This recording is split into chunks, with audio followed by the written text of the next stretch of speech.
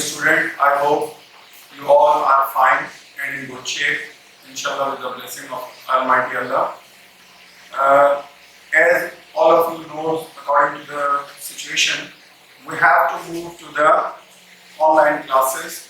For this purpose, this is my first lecture, and this lecture is for the subject of mechanics, and it is about the unit vectors, the addition of vectors by components, and multiplying vectors.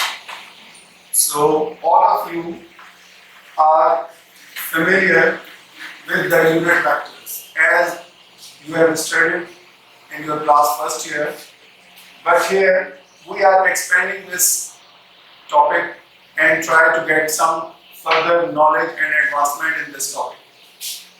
A unit vector is the one whose magnitude is exactly equals to 1, unity. That's why it is known as unit vector. And it points in a particular direction. Always it has a specific direction. It has no unit and it is dimensionless. Why it is dimensionless?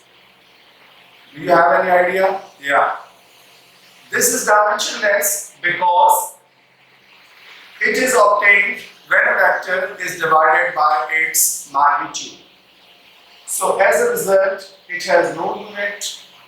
That's why it has no dimension. So its sole purpose is to point what? To specify the direction only. To specify the direction only. A unit vector specifies the direction.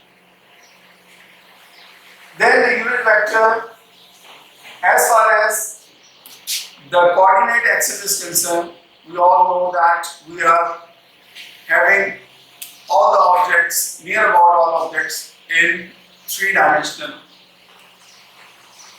As we have studied in 3 dimensions, the coordinate axis has x, y and z axis. So these axes, as I told you earlier, are given by rectangular, are specifying the rectangular, these unit vectors specify the rectangular coordinate system where I is the unit vector which points in the positive x direction. J is the unit vector along the positive y direction, and K is the unit vector along the z direction, positive direction of z axis. So these unit vectors defines the direction of a right-handed coordinate system as shown in the figure. Here you can see that this is positive x direction, this is positive y, this is positive z. So I is along x, j is along y, and k is along z. This system remains right-handed if it is rotated rigidly. Means what? That whenever you rotate this in counterclockwise direction, it will have the same meaning. For example, if I rotate this in counterclockwise direction over here, and this x could move over here, y over here, and z over here, then it will remain the right-handed coordinate system. So these unit vectors have another way, another use, and they are very useful for expressing other vectors. Let us take an example for this, and in that example we will consider 2 vectors. One is A vector and the other one is B vector. For the sake of simplicity, I have taken the 2 x's only over here. This is A vector with x and y, and this is B vector with x and y. First we discuss A vector. It is making angle theta with a positive x-axis, and this component of A vector along x-axis is marked as AXI.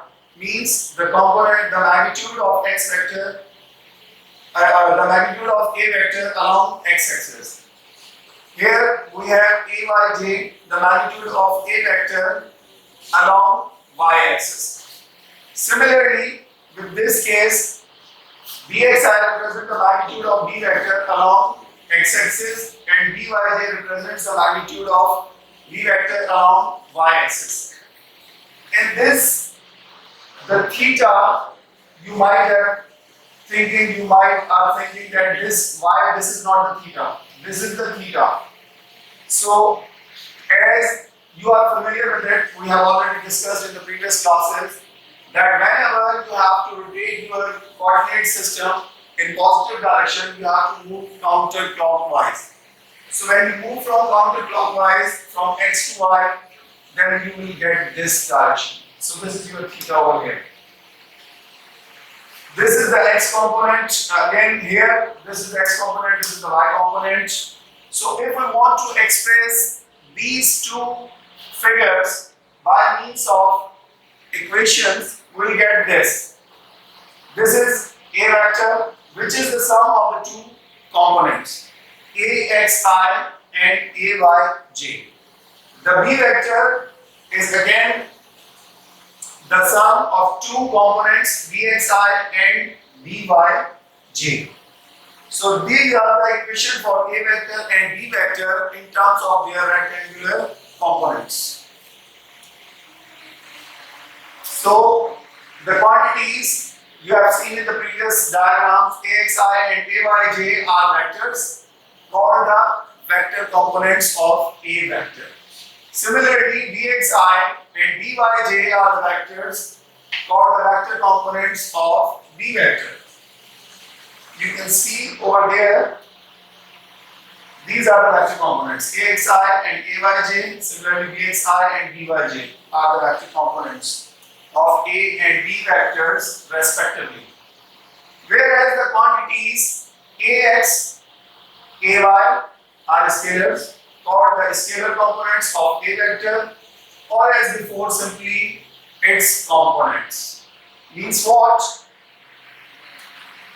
When you look at over here, this whole, this is a vector. This is a vector. This is a vector. This is a vector. But this vector, this all four of them have two components. This part is scalar and this is unit vector. So whenever unit vector multiplied with the scalar, you will get the vector. Similar thing will happen over here, here and here. So this is as a whole is vector, but if you remove this unit vector out of it, then you will get this only as scalar quantity. So ax, ay, bx and by are simply the scalar components of a and b vectors. Or simply we can say that these are the components of a vector, ax, ay, bx and by. So I hope this unit vector and their components should be clear over here. And now we apply this knowledge, what we have understand till right now, we'll apply to solve a problem which is regarding the addition of the vectors by components. Let us have two vectors a and b, and we have to combine to get a resultant vector r. So we will start mathematically with the consideration of an statement r equals to a plus b. Thus each component of r must be the same as the corresponding component of a plus b. Means what? If this is equals to this, then what happens is, if it has three components, x, y and z, means rx plus ry plus rz. And over here we will get ax plus ay plus az plus bx plus by plus bz. So when we get, if we have such sort of components, then every component of this r vector should be equal to the corresponding component of a plus b vector. If we write them down, we will get three equations of all of it. this equation will break into three parts. If we talk about x component, then Rx is the x component of R vector. Similarly, the x component of A vector is Ax and x component of B vector is Bx. So Rx will be equals to Ax plus Bx. Similarly, when we talk about the y component, then the y component of R vector is Ry. Similarly, that of A vector is Ay and that of B vector is By. So Ry will be equals to Ay plus By. Lastly, when we talk about the z-axis, we get Rz as z component of R, Az as the z component of A, Bz as the z component of B vector. Then we get Rz equals to Az plus Bz. So, hence we can say that two vectors must be equal if their corresponding components are equal. As you can see by these three equations conclude that two vectors are equal only when their corresponding components are equal. So hence the addition of vectors by components could be accomplished following three steps. Means what? Whenever we have to add two vectors by component method, we have to take three steps. First step is to resolve the vectors into their scalar components, as we did in the previous example. This. Then we have to do what? We have to combine these scalar components axis by axis to get the component of the sum. Means when we add these three components together, we'll get the total result. Then the third one is combine the components of the vector to get itself. Then we have to combine all three to get the resultant of the vectors. So, in this way, we have to note down two important things. This procedure of vector addition is reversible. Means as we can add the vectors, we can also subtract them. But in subtracting the vectors, we have to recall that if we want to subtract B vector from A vector, then what we have to do is to simply we have to add negative of the B vector into A vector. So our operation will be A plus minus B. So if I want to write, I have to write down something over here.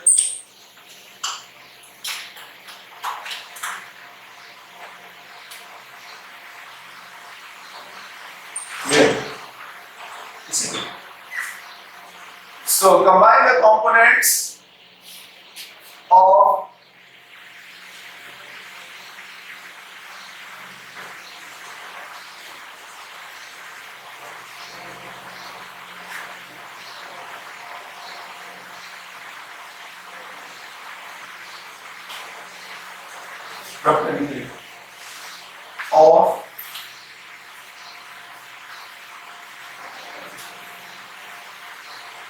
what we have to do is this extra. Okay. So combine the components to get itself. Okay. Now when we have to find out this, what we have to do is if we have to subtract this A vector minus B vector, what all we have to do is we have to perform this operation. A plus minus B. This will be the way to find out the subtraction.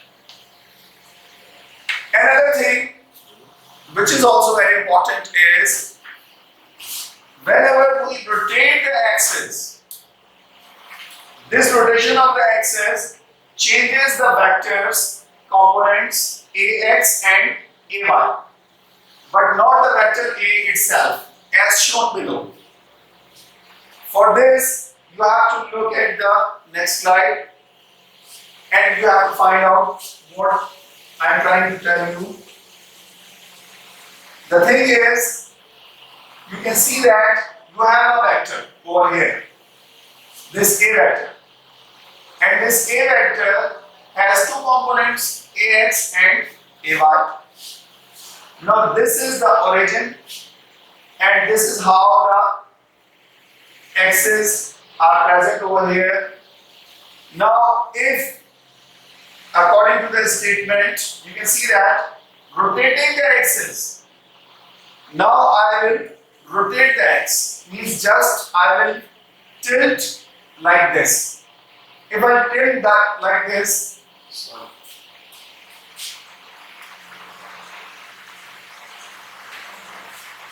If I tilt like this is the actual figure. If I tilt like this will happen over here, like this one, over here. Now you can see that we have tilted this. We have this was this, we tilted like this. As a result, we get this new figure. But in the new figure, you can see that what is happening? The A vector remains the same as it was before. But this component and this component changes. This becomes AX prime and this becomes AY prime.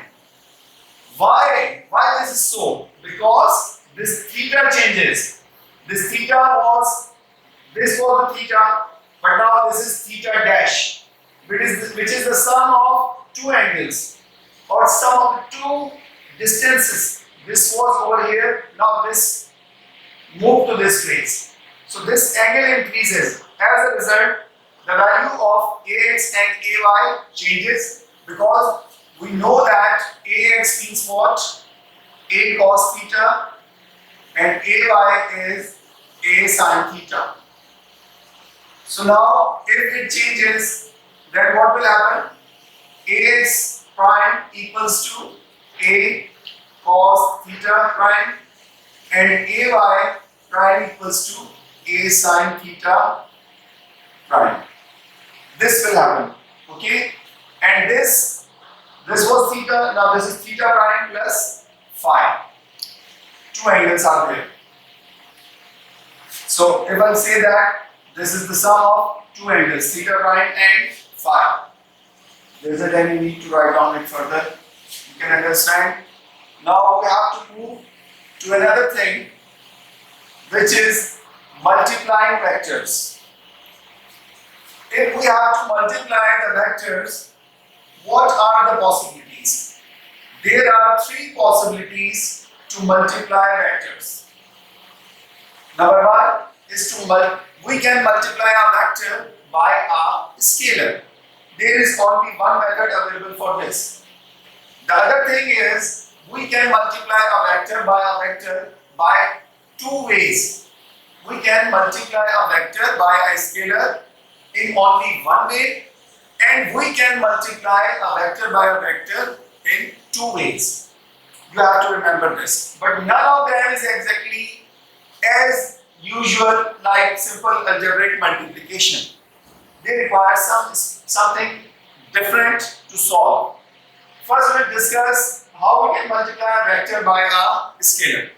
It has some important points. Whenever we multiply a vector A with a scalar S, you can understand that these are only to understand, these names are to understand. Vector could be any vector, scalar could be any scalar. For the simplicity, say vector is A vector and scalar is S. So whenever we multiply them, what will happen? The magnitude of the resultant vector is the magnitude of the A vector, and it is equal to the product of the magnitude of A vector and the absolute value of S. For example, if we multiply A vector which has magnitude say 4 and say this is 4 kilometer north and the scalar is say 2 only. So the result will be 4 into 2, 8 kilometer north. So this is how you can multiply. Simply the magnitude, multiply the magnitude of the A vector and that of S are multiplied together and we get the resultant. Now, what about the direction? The direction will remain the same if S is positive, as we have seen in the previous example. But if S is negative, then what will happen? Say it is, for example, this is 4 kilometer towards north, and say S is -2, then what will happen? 4 into -2 is -8. So -8 kilometer. This minus sign will show opposite direction. So this is how it works. If S is positive, the magnitude, the resultant vector, will point in the same direction as was the A vector. But if the magnitude is negative, the scalar is negative, the direction of the A vector becomes opposite. Now, if we have to divide A vector by the scalar, we multiply A vector by 1 over S. Means what? If we have to divide A vector by S, so A vector is say 4 kilometer, then you have to multiply with, it's better to write over here A divided by S. A is 4 kilometer divided by 2. So what you will do is 4 kilometer multiply by 1 by 2, so it will be 2 kilometers. So this is how you can divide. Now when we have to multiply a vector by a vector, then what will happen? There are two possibilities. The first possibility is that when we multiply a vector by a vector, then we get a scalar quantity. The biggest example for this one is the work, which is a scalar quantity and which is obtained as the product of two vectors, force and displacement. So work is a scalar quantity,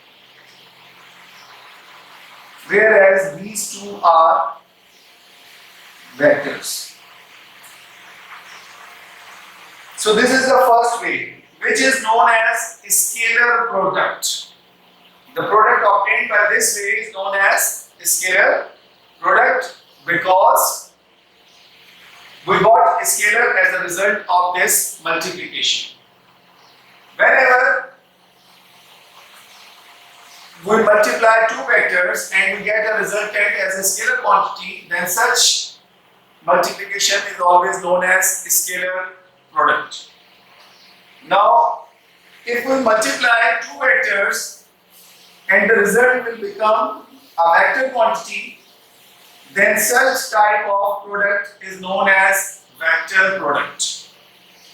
For example, torque, which is a vector quantity, is obtained by multiplying force, which is a vector quantity, with moment r. So this is known as vector product. So we will discuss these two products, scalar and vector products, in the next lecture, inshallah. And till this point, this is done, and I hope you could understand. But there must be some questions with you people.